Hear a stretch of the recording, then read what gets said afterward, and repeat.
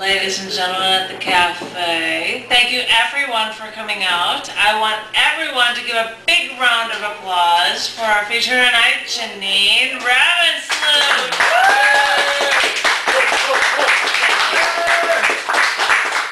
Thank you very much.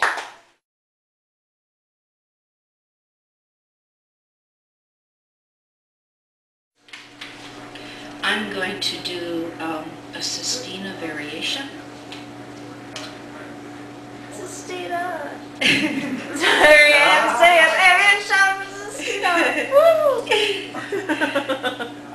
Traces of red sky on receding waves, pool of music far off. What was settled begins to unmoor, drift toward colder distances, just like you will not return. And what if you don't return? Then there will only be these traces of sky, colder distances, red sky on receding waves, all that was settled, unmoored, the pool of music far off. Don't you recall the music? Remember your promise to always return? Everything seems to unmoor. There are only traces of red sky on receding waves, colder distances that drift toward even colder distances, a remembered pool of music, a red sky on receding red waves. I always knew one day you would not return. You are like traces of red sky. How easily you unmoor. And so what was settled unmoors, drifts toward colder distances on traces of red sky, on pool of music far off. I don't think you will return. You are like a red sky on receding waves. Red sky on receding waves, you begin to unmoor like him, will not return. You'll drift toward colder distances on music, both wistful and sad, fade like traces of red sky. Red sky on receding waves, traces of red sky. What was settled unmoors, drifts toward colder distances like music. I don't think he will return.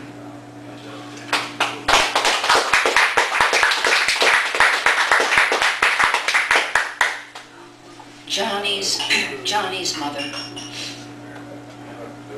Johnny's mother is wearing an apron of appliqued apples, smells like chicken soup. She hates me like she hates her son, that thin young man with the crooked smile. He frightens her. I frighten her. Everything seems to frighten her. I look for the kitten he keeps in the basement just for me. Stare through the hole in the shade of the smeared basement window. He's gone. The kitten's gone, she says. And don't come back. You hear? Oh.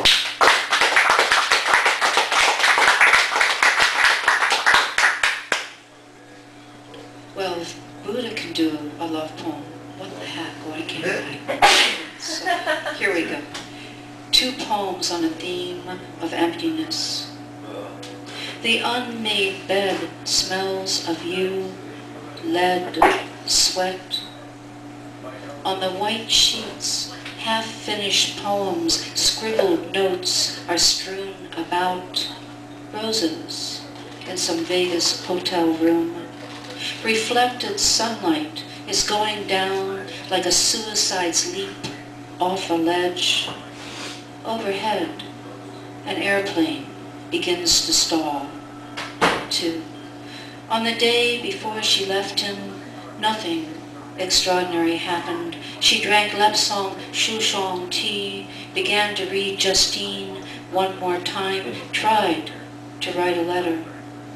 That night, she dreamed about the yellow marks on his biceps, sour love bites shaped like fading moons. How easily she hurt him.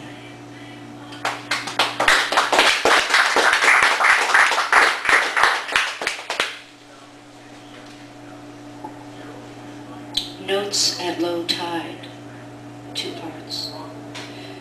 Here are the damaged ivory keys, the discordant black, white of it, all the gray shades in between, flat as sweat. The dance is over, the flushed and thrilling music dies, yellow tablecloths are stained, smell like brine, spoiled oysters at midnight. Then sudden silence, tilting moon in a white winter garden, too. Have you grown tired of mourning for things that no longer exist?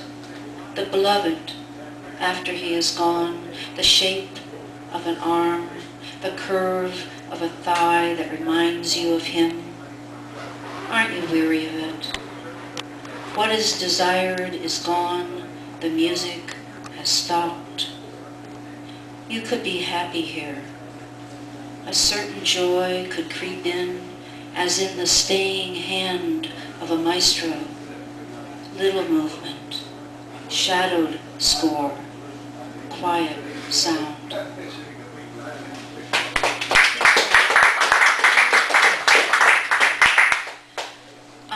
I did a whole series of poems on the Muse, referencing Wallace Stevens' poem, Muse in the House of Mirrors, #1.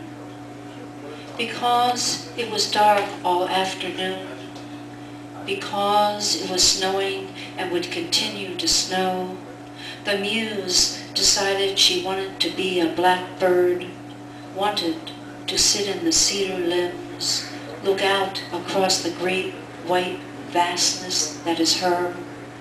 Here she is, in a field of white snow. She has always been a Taoist. Look how beautiful she is in her coat of black feathers. She could be a tarred angel hanging from a tree branch, could be a rotting corpse with a lolled tongue. Cut her down. She will fly up again, become a magnolia blossom stunned by a snowstorm. She will smell of death and burnt feathers then. But is she not beautiful? She is like an icon of the beloved Black Virgin Mary. Don't put a gold frame around her. Set her free.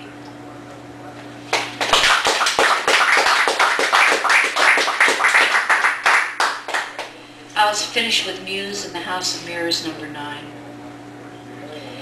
Even lice eggs have fears. They are like blackbirds swinging from a cedar limb. How vulnerable they are. They feel the weight of burnt-out stars, the slow build-up of crusts that the soul calms so indifferently, feel the tug of all the planets that spin like spokes in a bent wheel. And when river begins to flow, its terrible teeth could rake them out. They cling to every shaft of hair, just like blackbird clings to every cedar limb.